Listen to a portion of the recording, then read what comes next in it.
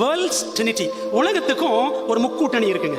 பாருங்களேன், பரலோகம் தெய்வம் எடுத்துக்கிட்டோம்னா பிதா குமாரன் பரிசுத்த ஆவி, குடும்பம் எடுத்துக்கிட்டோம்னா கணவன் மனைவி பிள்ளைகள், சரிங்களா? அதே மாதிரி உலகம் என்று எடுத்துக்கொண்டாலும் அதுக்கும் ஒரு முக்கூட்டணி திருத்துவம் அப்படின்னு சொல்லலாம். 1 யோவான் 2ஆம் அதிகாரம் வசனம் 16 அப்போஸ்தலன் யோவான் எவ்வளவு அழகா சொல்றாரு பாருங்களேன், வாசிக்கலாமா? ஏனெனில் மாம்சத்தின் இச்சையும் கண்களின் இச்சையும் ஜீவனத்தின் பெருமையுமாகிய உலகத்தில் உள்ளவைகள் எல்லாம், Trinity of the world, உலகத்தின் திருத்துவம் 3, மாம்சத்தின் இச்சை, கண்களின் இச்சை, ஜீவனத்தின் பெருமை.